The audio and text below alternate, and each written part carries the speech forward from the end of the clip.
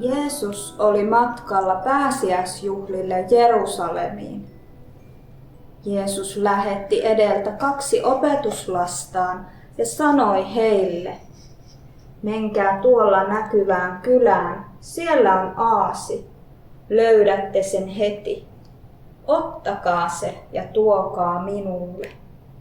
Jos joku sanoo teille jotakin, vastatkaa, että Herra tarvitsee sitä, mutta palauttaa sen pian.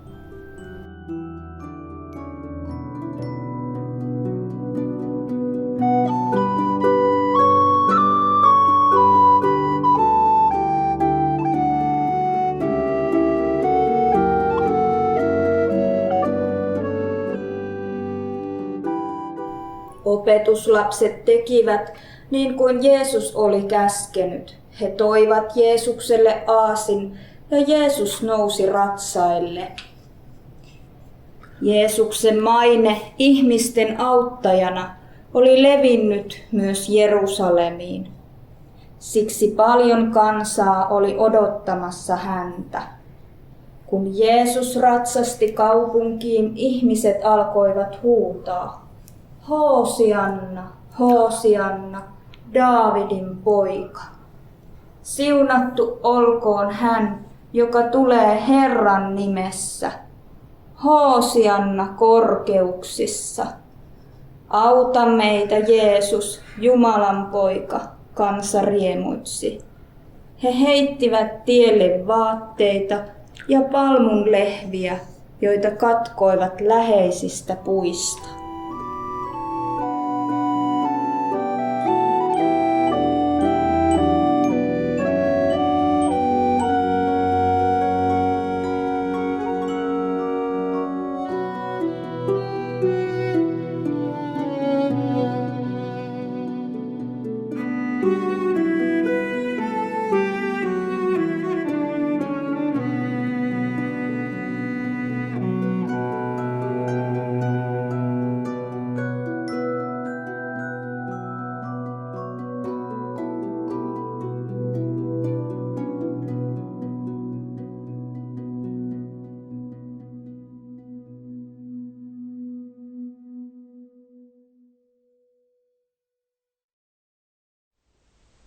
Vähän ennen kärsimystään ja kuolemaansa Jeesus kokoontui 12 opetuslapsensa kanssa pääsiäisaterialle. Sytytämme Jeesuksen ja opetuslasten kynttilät.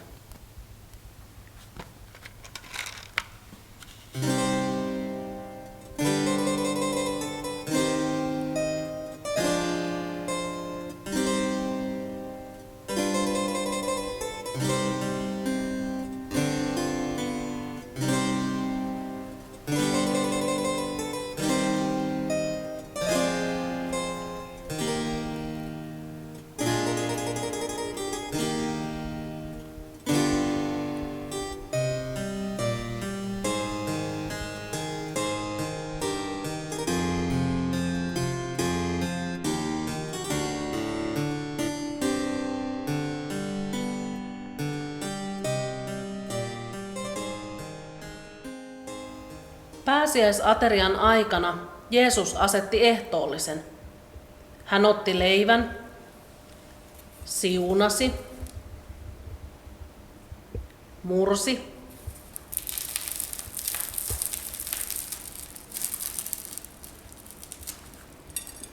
ja antoi sen opetuslapsilleen sanoen: ottakaa ja syökää, tämä on minun ruumiini, joka annetaan teidän puolestanne. Tehkää se minun muistokseni. Samoin hän otti maljan, kiitti ja sanoi: ottakaa ja juokaa tästä te kaikki. Tämä malja on uusi liitto minun veressäni, joka vuodatetaan teidän puolestanne syntien anteeksi antamiseksi. Niin usein kun te siitä juotte, tehkää se minun muistokseni.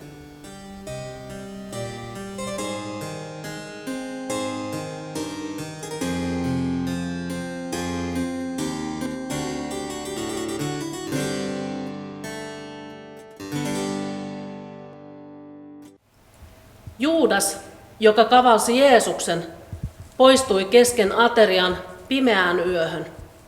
Sammutamme Juudaksen kynttilän.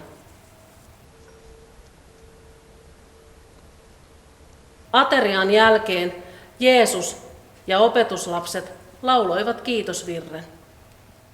Jeesukselle, Kristukselle, olkoon kiitos iäti, kun hän taivaan leipää antoi synnit anteeksi. Saimme toivon, saimme ilon, matkallemme voimaksi.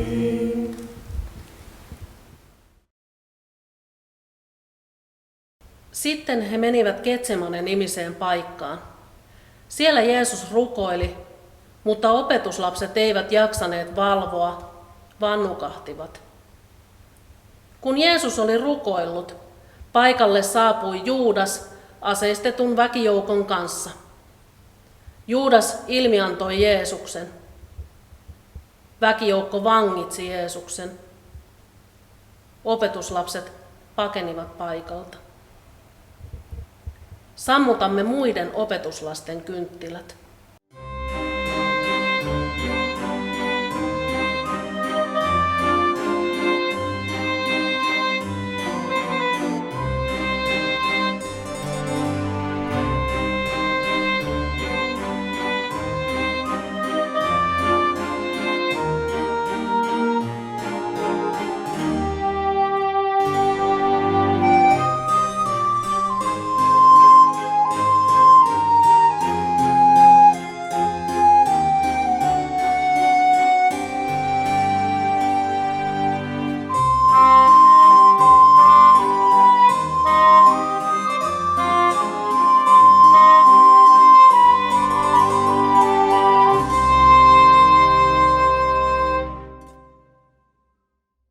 Jeesus vietiin kuulusteltavaksi.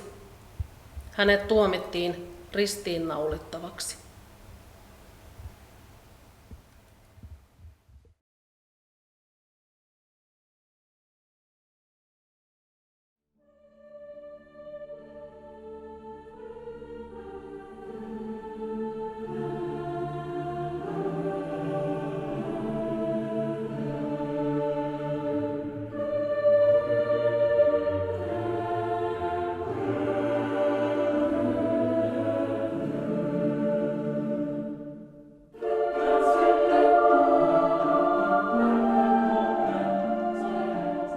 Jeesus ristiinnaulitaan. Aamu oli jo ehtinyt pitkälle. Maaherran sotilaat lähtivät viemään Jeesusta ristiinnaulittavaksi. Jeesuksen oli kannettava ristiä Jerusalemin läpi. Risti oli painava. Kaupungin ulkopuolella oli kukkula, jonka nimi oli Golgata. Siellä sotilaat naulasivat Jeesuksen kiinni ristiin. Ylipapit ja muut ihmiset pilkkasivat Jeesusta. Pelasta nyt itsesi, jos kerran olet Jumalan poika. Tule alas ristiltä, niin uskomme sinua. Jeesuksen vierelle ristiin naulittiin 2 rikollista. Toinen heistä herjasi Jeesusta. Hän sanoi, etkö sinä ole Jumalan poika? Pelasta nyt itsesi ja meidät. Mutta toinen rikollinen moitti häntä. Etkö sinä pelkää edes Jumalaa? Me olemme ansainneet tuomiomme, meitä rangaistaan tekojemme mukaan, mutta tämä mies ei ole tehnyt mitään pahaa. Jeesus, muista minua, kun tulet valtakuntaasi, hän pyysi lopuksi Jeesukselta. Jeesus vastasi hänelle, jo tänään olet minun kanssani paratiisissa. Jeesus rukoili myös surmaajiensa puolesta. Isä, anna heille anteeksi. He eivät tiedä, mitä tekevät. Yllättäen tuli pimeää. Silloin Jeesus huusi, se on täytetty. Isä, sinun käsiisi minä annan henkeni. Jeesus oli kuollut.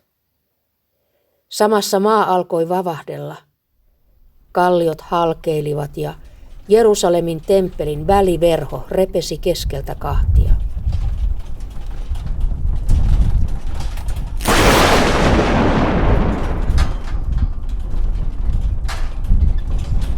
Paikalla olleet sotilaat sanoivat, tämä mies oli viaton. Hän todella oli Jumalan poika.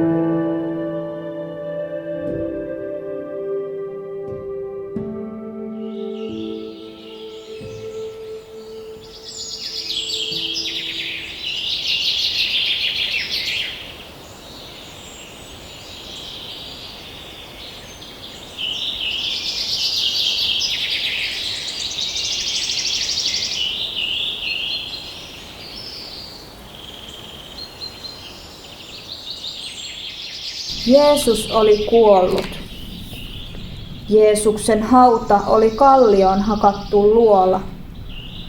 Iso kivi vieritettiin haudan suuaukon eteen. Sotilaat tulivat vartioimaan hautaa.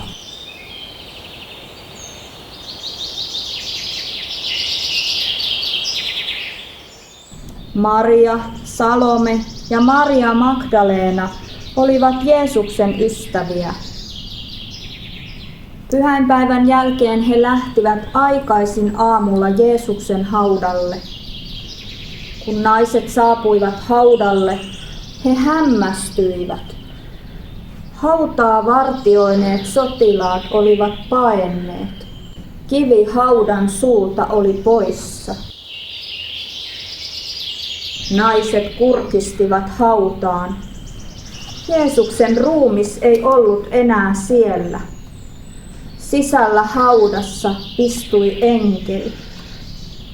Älkää pelätkö, enkeli sanoi. Te etsitte Jeesusta.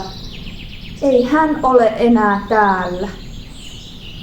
Jeesus on noussut kuolleista. Muistatteko, mitä Jeesus lupasi? 3. päivänä minä nousen ylös kuolleista. Enkeli puhui ja rauhoitti naisia. Lopuksi enkeli kehotti naisia. Menkää kertomaan Jeesuksen oppilaille, että Jeesus elää. Naiset juoksivat opetuslasten luo.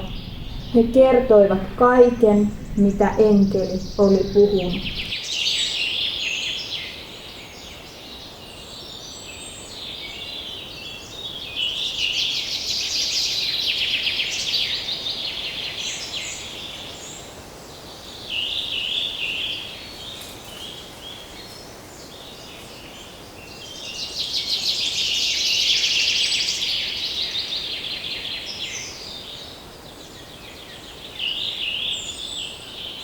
Hukatkoon